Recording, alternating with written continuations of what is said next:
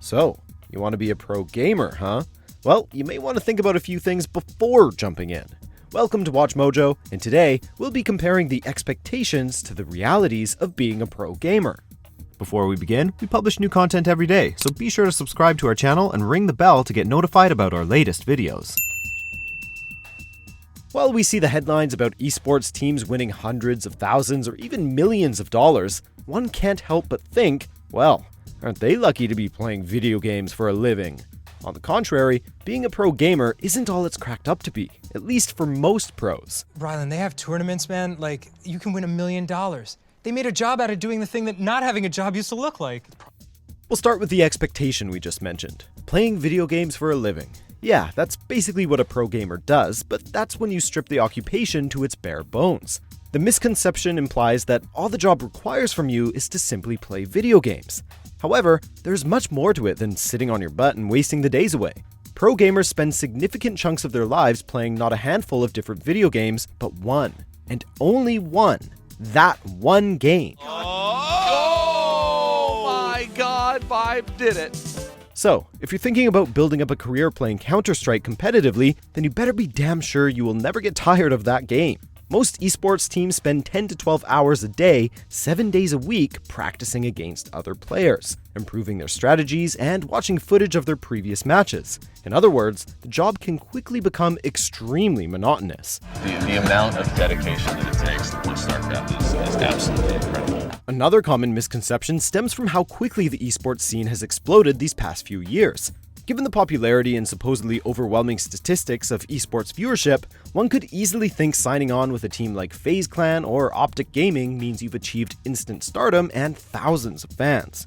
Nope! As we said before, most teams spend 10 to 12 hours a day every day of the week training. This is a typical day for Indy and his team at the LA Valiant Training Center.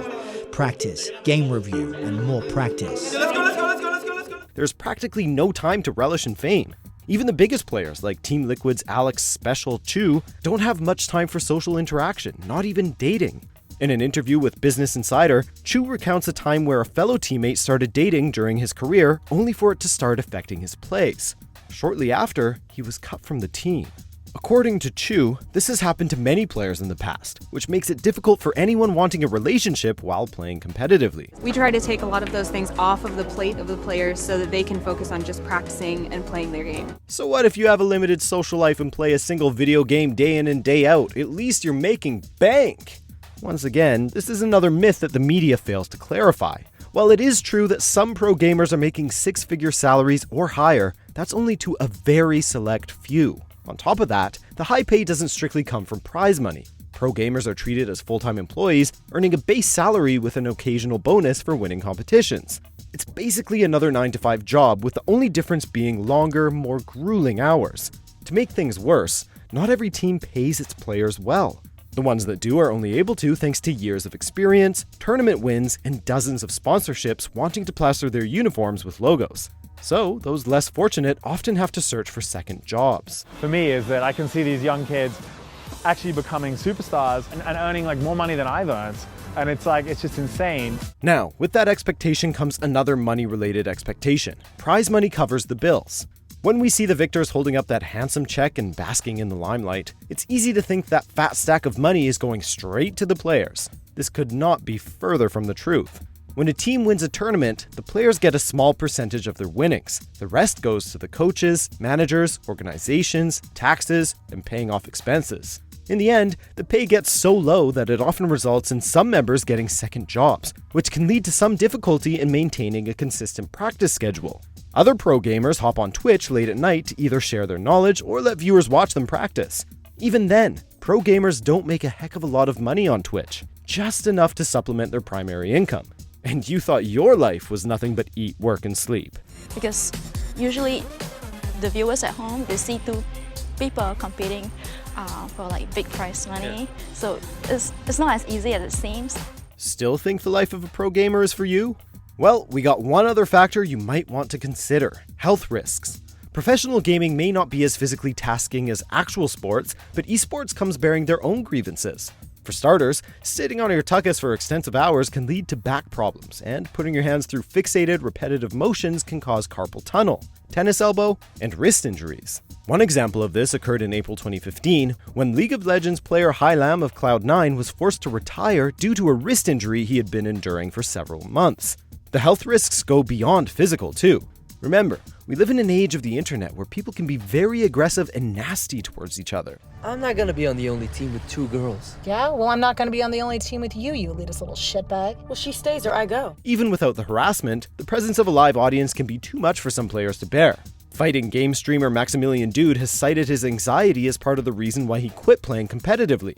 I can get in front of a crowd of 1,000 people and give a speech.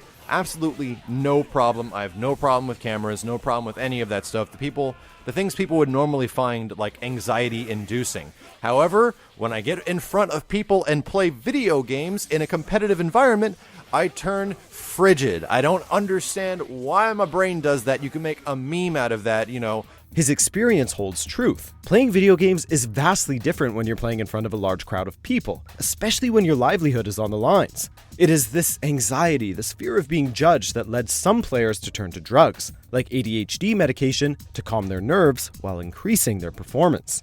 You always have that pressure on your shoulders that you have to perform and you have to do really well so that you can win and take everything home.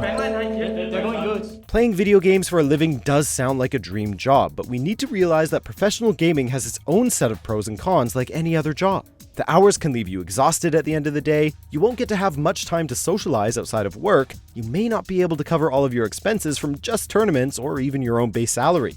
And most importantly, you need to consider your health, both mental and physical.